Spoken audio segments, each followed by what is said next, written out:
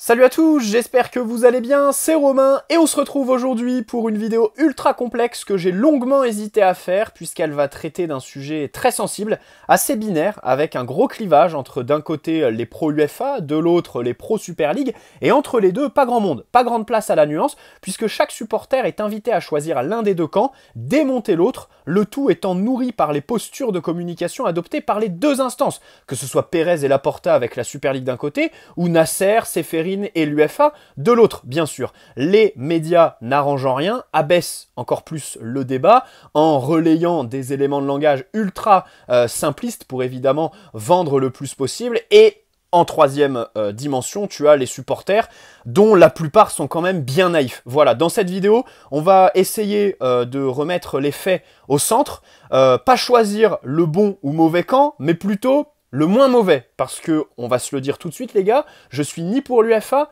ni pour la Super League, tels que les projets sont présentés actuellement des deux côtés. Puisqu'en réalité, on parle de la Super League aujourd'hui, parce que ce qui a provoqué le tollé médiatique, c'est donc une décision de justice de la Cour de justice de l'Union européenne, alors que dès dimanche, l'UEFA avait communiqué sur un nouveau format de Coupe du Monde des clubs, et puis il y a 15 jours, on a terminé la dernière phase de poule comme on la connaissait, puisque l'année prochaine, ce sera un nouveau format, sauf rebondissement d'ici là, puisque dans les médias, on commence à entendre parler comme quoi l'UEFA songerait à abandonner ce nouveau format qu'on va donc développer dans cette vidéo.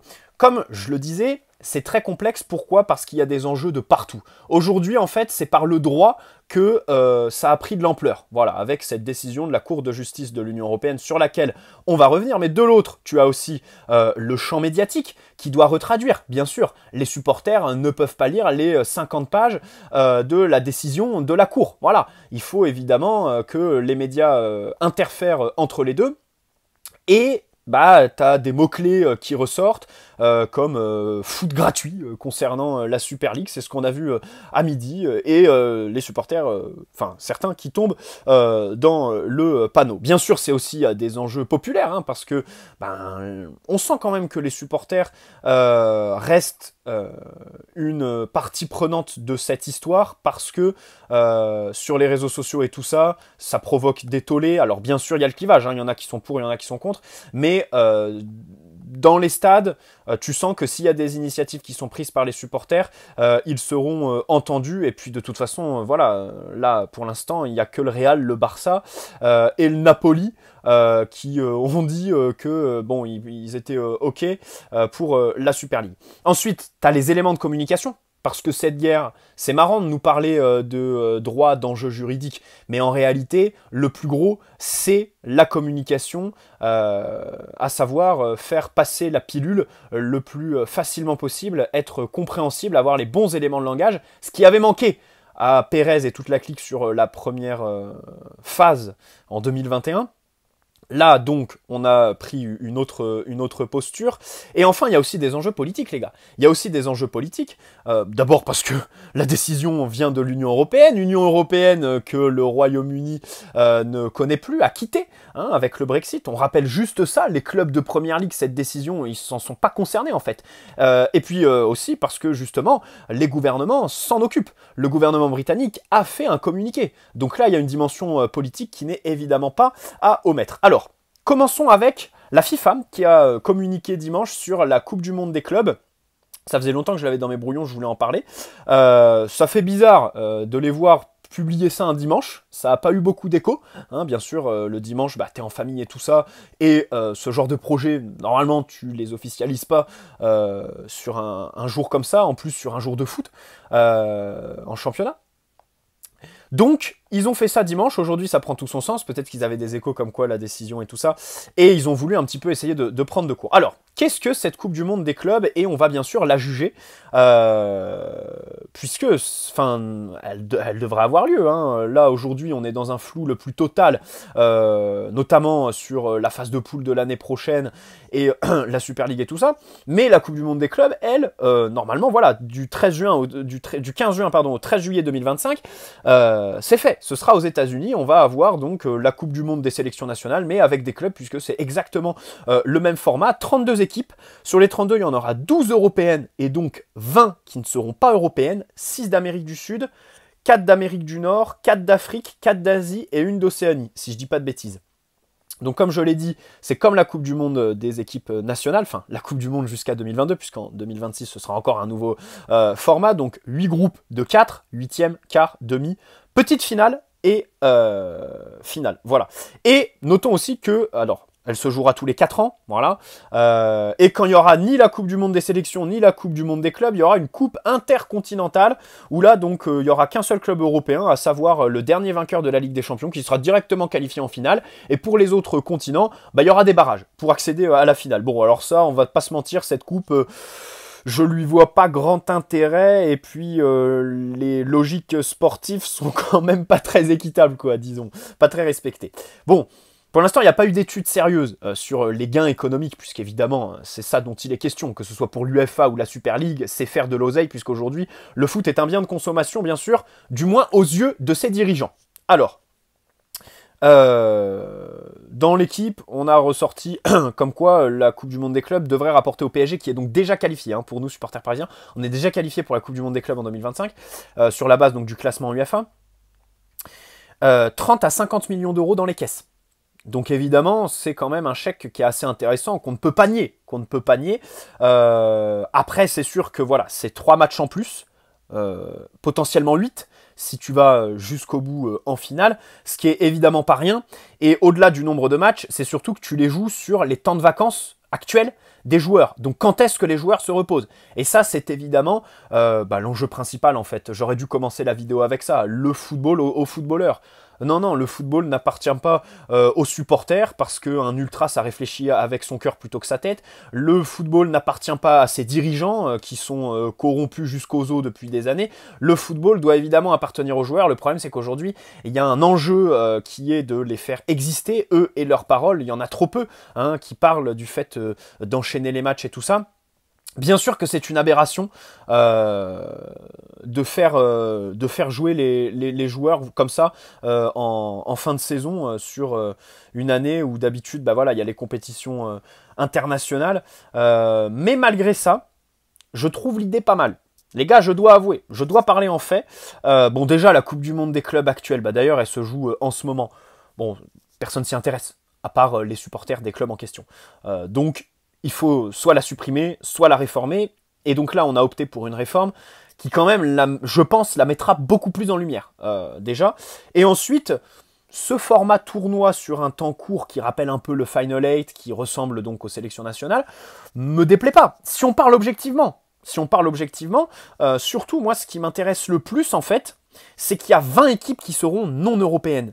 Et ça, c'est pas rien. Ça veut dire qu'on va avoir des confrontations entre le PSG et des clubs brésiliens, argentins, d'Amérique du Nord, d'Asie, voilà, avec l'Arabie Saoudite qui fait partie de la Confédération d'Asie. Notons qu'il y aura donc que 4 clubs asiatiques, alors qu'en Amérique du Sud, 6.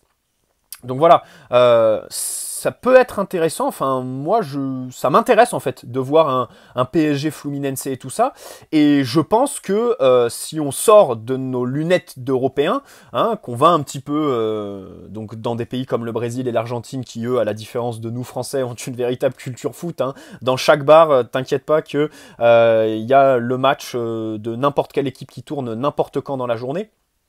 Je suis sûr que eux, tu vois, ils seraient contents, tu vois, de jouer contre des équipes européennes, et ça permettrait sûrement de dynamiser un petit peu ces championnats périphériques, dans le sens où, par exemple, si on prend l'exemple des joueurs en fin de contrat, en fin de carrière, les Argentins fin de carrière, style Di Maria. Bon, imaginons que Rosario soit qualifié pour la prochaine Coupe du Monde des clubs. Ça peut le pousser, être une raison de plus pour qu'il aille justement de retour dans son club formateur, plutôt que dans des clubs à la con qui se qualifieront jamais, parce qu'on va pas se mentir. Par exemple, l'Inter Miami de Messi, aujourd'hui, je sais pas si ça se qualifie, quoi, parce que là, on va voir en février contre le Al Nasser de Ronaldo, ça va être quelque chose, mais je pense que voilà, ça peut dynamiser les jeunes aussi, voilà, les jeunes qui jouent au Brésil et tout ça. On sait qu'aujourd'hui, les gros clubs européens ont cassé l'espèce d'étape intermédiaire où les jeunes d'Amérique du Sud viennent dans les championnats style Portugal pour ensuite être transférés dans les gros clubs. Alors Enzo Fernandez à ce cas de figure, mais le PSG va signer 2 Brésiliens, City est allé chercher Alvarez à River Plate directement, donc voilà, bon, le Real, je n'en parle même pas avec Hendrick, donc voilà, moi personnellement, c'est quelque chose qui m'intéresse, alors après bien sûr, voilà, je m'éternise pas là-dessus, parce que pour moi ça coule de source, qu'il faut trouver une solution par rapport à l'organisme des joueurs. Après, je note aussi que pour nous, Français, donc avec la LFP, il y a eu des mesures de prise. La Coupe de la Ligue a été supprimée. Pour le PSG, la Coupe de la Ligue, c'était 4 matchs, qui sont aujourd'hui donc en moins sur nos saisons. La Ligue 1 est passée à 18. Ça fait donc 34 journées. 4 matchs en moins. Ça fait 8 matchs en moins sur la saison. Donc, j'aimerais noter que pour une fois, sur ce dossier-là, quand même, la Ligue a plutôt bien travaillé, a su préserver ses joueurs. Et donc cette Coupe du Monde des clubs, bon, il faut voir quand même pour décaler le début de la saison après pour que les joueurs aient des vacances ou faire quelque chose vis-à-vis de ça.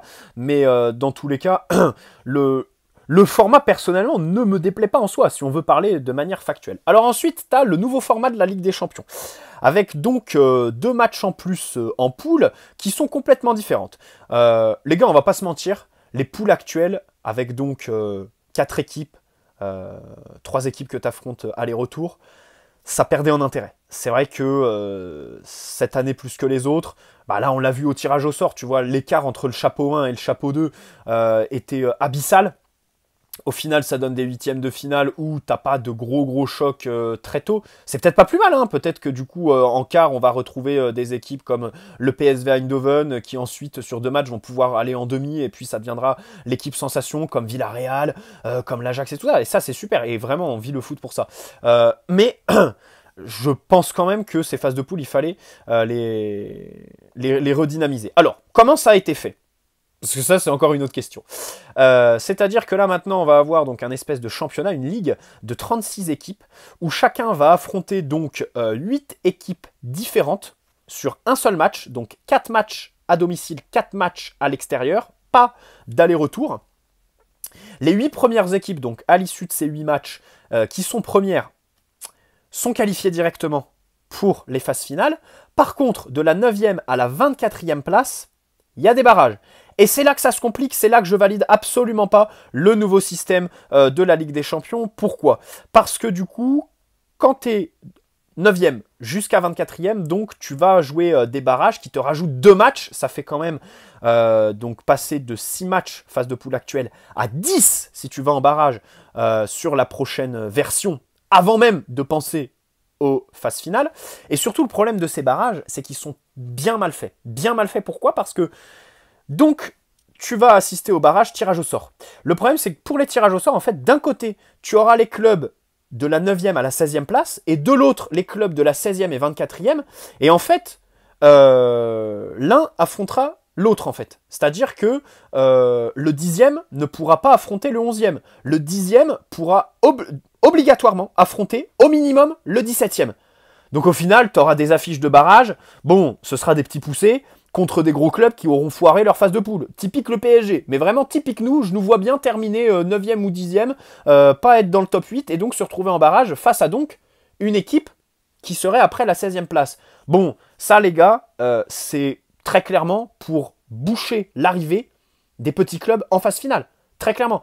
Et je m'oppose totalement à ce système de barrage qui se rapproche en fait de celui de la Super League, qui me gêne le plus sur ces phases de poule. Mais vraiment, parce qu'en réalité, une fois arrivé en phase finale, il n'y aura plus de petits clubs. Voilà, c'est juste un filtrage pour permettre aux 15 premiers clubs d'être qualifiés, terminé, on n'en parle plus.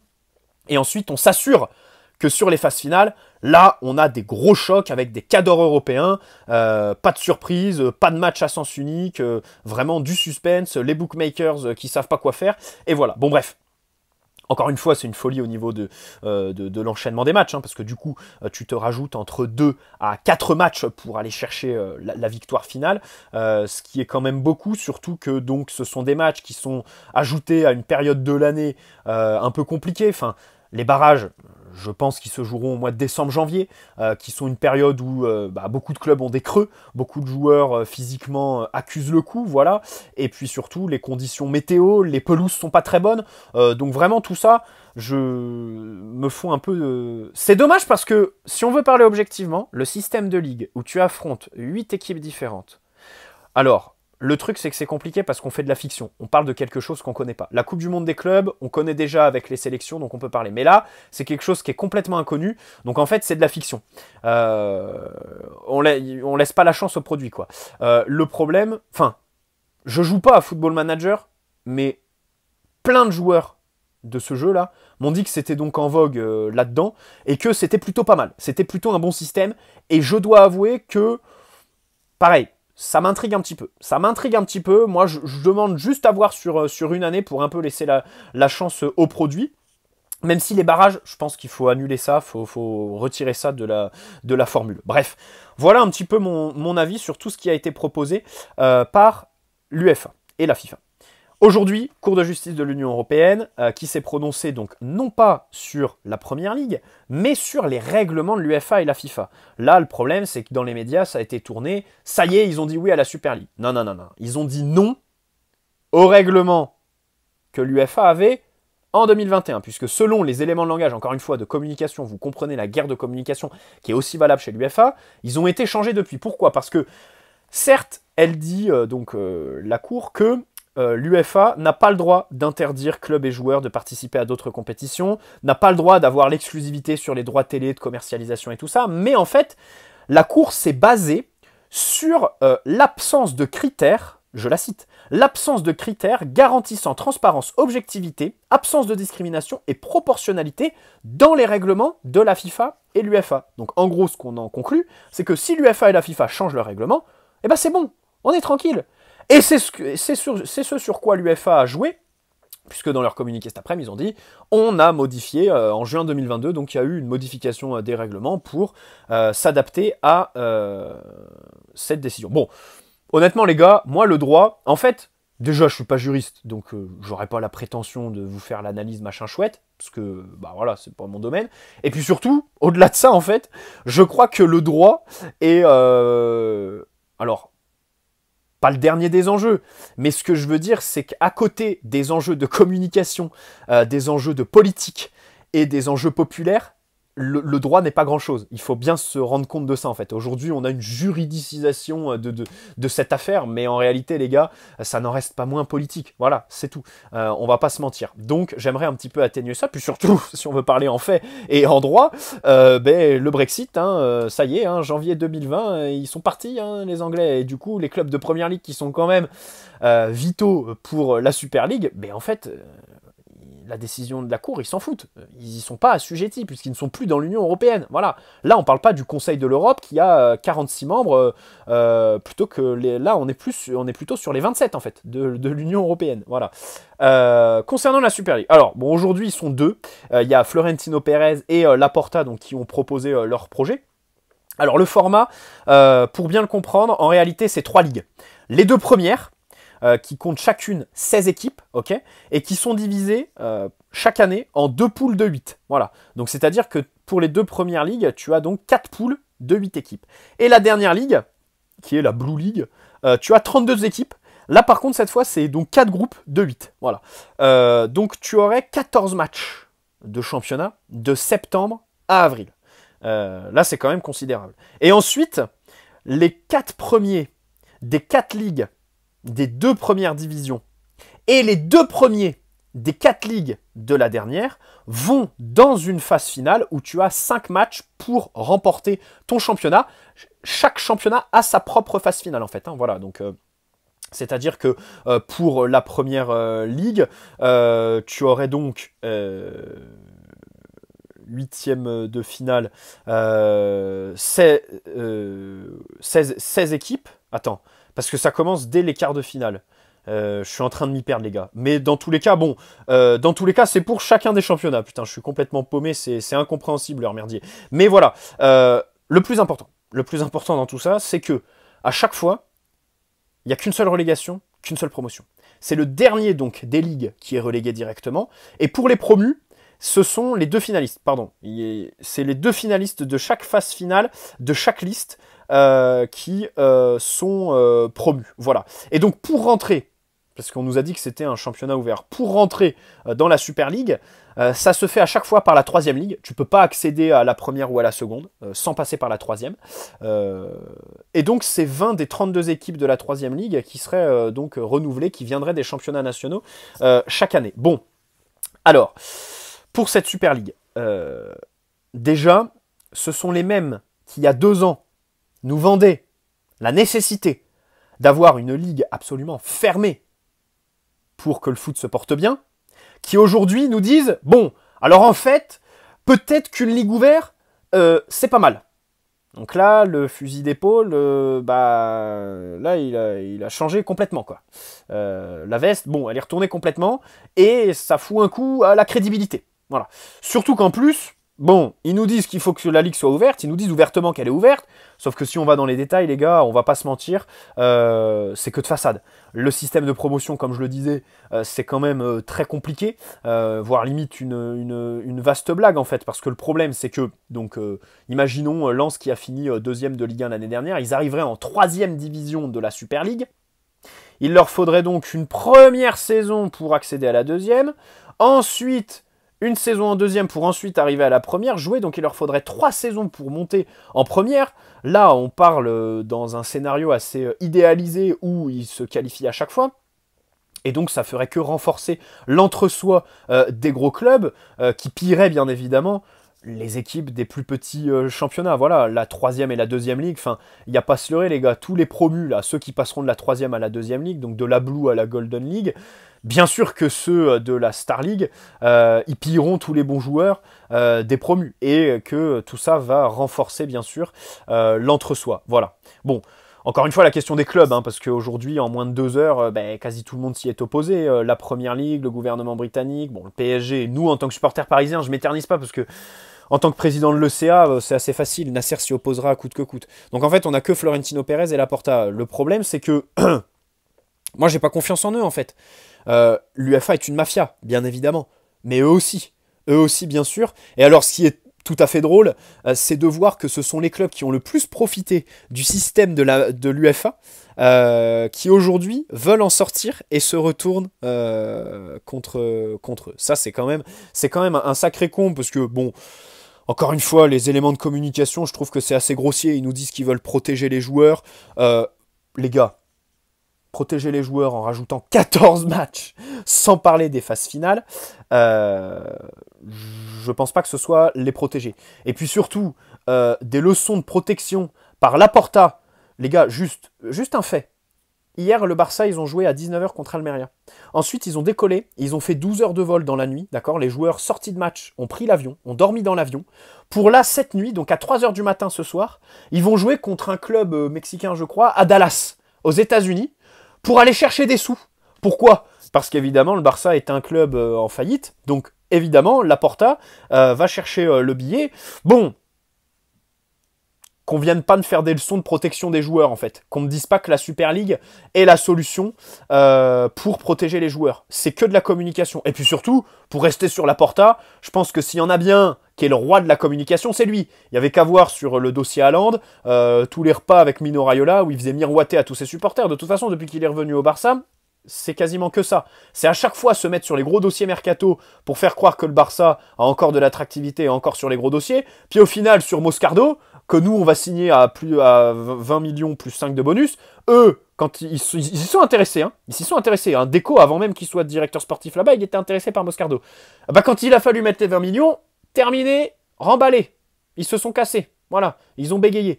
Donc pardonnez-moi de ne pas avoir confiance en ces gens-là. Désolé, voilà. Moi, je ne crois pas en ces gens-là.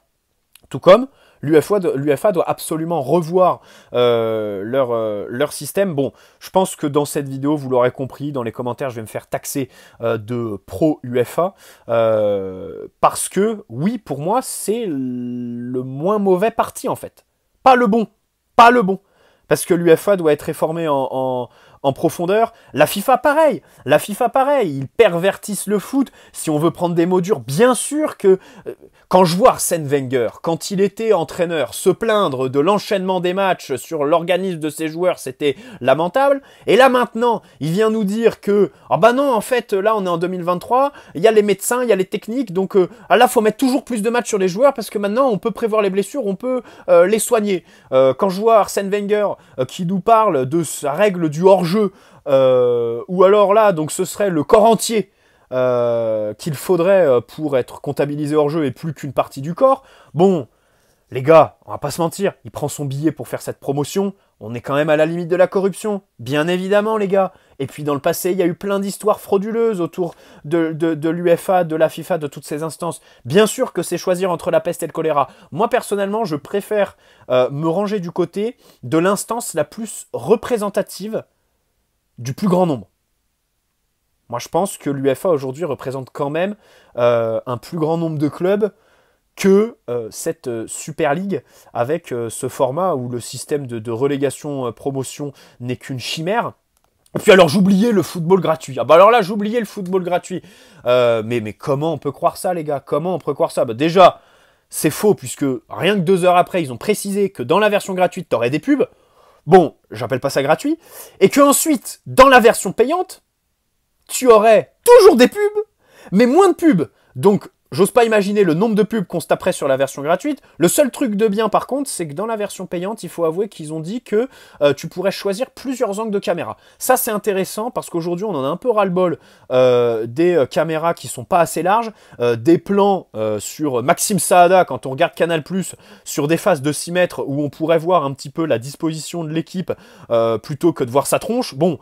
Voilà, ça, si on peut voir des ultra gros plans ou alors regarder les matchs depuis des caméras derrière les buts pour avoir un peu toutes les positions sur le terrain, ce serait vraiment cool. Ça, vraiment, ce serait bien. Donc, je termine sur une note positive pour essayer d'être un peu équilibré. Mais les gars, voilà, moi, personnellement, je suis plutôt rangé du côté de l'UEFA à défaut, en fait. Mais vraiment par défaut complètement.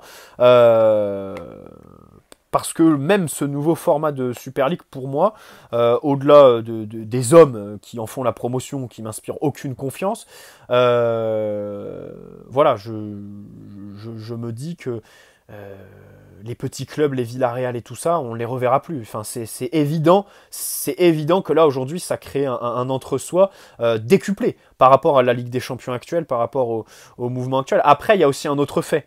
La Super League, elle existe déjà. C'est la première ligue, bien évidemment, les gars. Voilà. Et en tant que supporter parisien, on l'a senti sur cette évolution qui est difficile à mettre en avant. C'est-à-dire qu'il y a 10 ans, le PSG, oui, en offrant des gros salaires, avait de l'attractivité par rapport à n'importe quel club en Europe. Le problème aujourd'hui, c'est que la première ligue, les clubs reçoivent des droits télé tellement dingues qu'ils offrent les mêmes salaires que nous, en fait. Donc, on n'est même plus attractif dans cette dimension-là. Ugarte, les gars, quand il a choisi entre Chelsea et le PSG... Je pense pas que c'était une question de salaire. Chelsea devait proposer le même. En plus, Chelsea proposait un contrat plus long que celui du PSG. C'est d'ailleurs ça qui a fait capoter le deal, puisque Nasser a fait une lettre pour dire « Bon les gars, c'est hors la loi, je vous dénonce si vous le faites. » Donc Chelsea, ils se sont tirés, ils ont eu peur des représailles. Donc, bien sûr que la Super League existe. Maintenant, c'est pas celle de Papi Pérez et de Laporta qui vont tout solutionner. Voilà. Moi, personnellement, j'ai vraiment pas du tout confiance en eux. Et pas plus à l'UEFA. Voilà. Donc, les gars, on prend le parti de personne. C'est vraiment la peste et le choléra. Encore une fois, c'est la peste et le choléra. Et c'est par défaut que mon avis, parce qu'il faut bien le donner. En réalité... Voilà, c'est, je pense, l'UEFA qui représente quand même la plus grande diversité des clubs. Voilà les gars, j'espère que cette vidéo vous aura plu. On a essayé de tout balayer, de rentrer dans le plus de détails possible. Prenez soin de vous, n'hésitez pas à poser un like si elle vous a plu. Je sens déjà venir les commentaires où je vais me faire arracher parce qu'il y en a qui vont retenir qu'une petite phrase que j'ai balancée par-ci par-là. C'est tellement un sujet sensible... parce qu'il y a de l'enjeu, bien sûr, c'est l'avenir du foot qui se joue, que voilà, les esprits sont très grillés par ce clivage où on réfléchit de manière très très idéologique en fait. Hein. Vraiment, la question n'est plus de savoir quelle est la meilleure formule, mais de défendre celle pour laquelle on a décidé de s'engager en fait. Là, c'est vraiment une dimension, mais c'est un peu comme partout dans les sujets de société. Aujourd'hui, tout simplement. Hein. Voilà, c'est très binaire. T'es d'un côté ou de l'autre. Tu peux pas être entre les deux. Voilà, les faits n'intéressent plus vraiment. C'est les camps, évidemment, qui intéressent les gens et le public. Ciao les amis, prenez soin de vous, et on se retrouve demain pour retourner à nos occupations, avec quand même cette prolongation surprise de Kimpembe. Je l'avais mise dans mes brouillons, mais là, 29 minutes de vidéo. Bon, on en parle demain les gars, ok? Ciao, prenez soin de vous.